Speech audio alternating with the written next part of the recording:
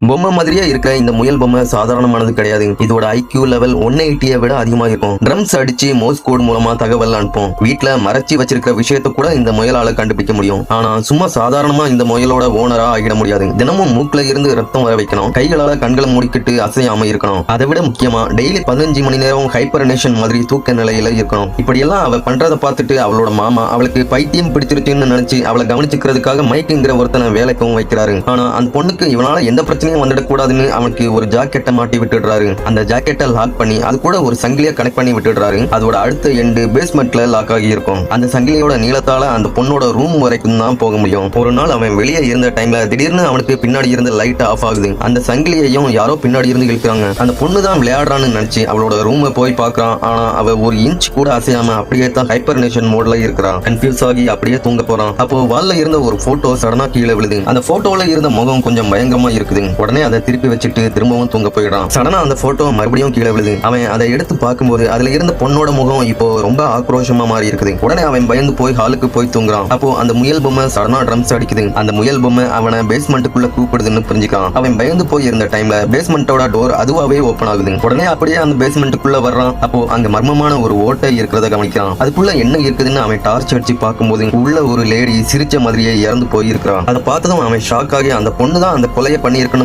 முடிவு பண்ணி அவளை அந்த ரூமுக்குள்ளேயே வச்சு லாக் பண்ணிட்டு அவளோட ரூமுக்குள்ளேயே கையை மட்டும் விட்டு போனை வெளியே எடுக்க போறான். ஆனா அந்த டைம்ல அவன் முழிச்சு அவனோட விரலை உடைச்சு விட்டுடுறான். அப்போ அவன் போட்டிருந்த ஜாக்கெட்டோட கீ இறந்து போன அந்த லேடி கழுத்துல இருக்கிறதா தான் இருக்கணும்னு முடிவு பண்ணி அந்த ஓட்ட வழியா கையை விட்டு அந்த கீயை எடுத்துடுறான். அதை போட்டதும் அந்த ஜாக்கெட் ஓபன் ஆகிடுது. ஆனா அந்த டைம்ல சடனா கரண்ட்டும் போயிடுது. அப்போ ஒரு பொண்ணு அழுகிற சத்தம் கேக்குது. சடனா அவன் அந்த தீவுல இருந்து தப்பிச்சு போறதுக்காக போட்டை தேடுறான். பார்த்தா போட்டும் அங்க இல்ல. வெளியே குளிரும் அதிகமா இருந்ததால வீட்டுக்குள்ள ஓடி வர்றான். அப்போ அந்த பொண்ணு ஹைப்பர்னேஷன் மோட்ல இருந்ததால அவன் மேல அந்த ஜாக்கெட்டை மாட்டி விட்டுட்டு வேகமா கால் பண்ணலாம்னு போகும்போது போன் ஒயரும் கட் ஆகி இருக்கும். அதை பார்த்து ஷாக் ஆகி இருக்கும்போது அந்த பொண்ணு கண்ணை முழிச்சு அவனோட கால்ல ஒரு அம்பை விட்டுடுறான். உடனே பாத்ரூமுக்குள்ள ஓடி போய் ஒளிஞ்சிக்கிறான். அங்க ஒரு சின்ன சீக்ரெட் டோர் ஓபன் ஆகுது. அது வழியா மைக்கு தப்பிச்சிடலாம்னு போகும்போது அது நேரா அந்த இறந்த லேடியோட சடலம் இருக்கிற ரூமுக்கு போகுது. உடனே அவனோட தொப்பியை எடுத்து அந்த லேடியோட முகத்தை மூடிட்டு அங்க இருந்த ஒரு உட்டன் டோரை கட் பண்ண ஆரம்பிக்கிறான். சடனா அந்த தொப்பி கிளிய ஆரம்பிக்குது. அந்த டைம்ல அந்த பொண்ணோட மாமா வீட்டுக்கு வந்துடுறாரு. அவங்க ரெண்டு பேரும் பேசும்போது இறந்து போன அந்த லேடி அந்த பொண்ணோட அம்மா அந்த தீவை கைப்பற்றுறதுக்காக அவரு அந்த பொண்ணோட அம்மாவை கொலை பண்ணின விஷயமும் மைக்கு தெரிய வருது. மைக் அந்த ஓட்டைக்கு பின்னாடி இருந்ததை அவன் பார்க்கும்போது சடனா அந்த பொண்ணு ஒரு அம்பை அவனோட கழுத்துல விட்டுட்டு அந்த பேஸ்மெண்ட்ல அவனை வச்சு லாக் பண்ணிடுறான். மைக் அங்க இருந்து கிளம்பிட்டேன்னு வாக்கி டாக்கில இன்ஃபார்ம் பண்றான். ஆனா பேஸ்மெண்ட்ல இன்னும் அந்த உட்டன் டோரை யாரோ கட் பண்ணிட்டு இருக்காங்க. இதனால அவன் அப்படியே பயத்துல நடுங்கி போயிடுறான்.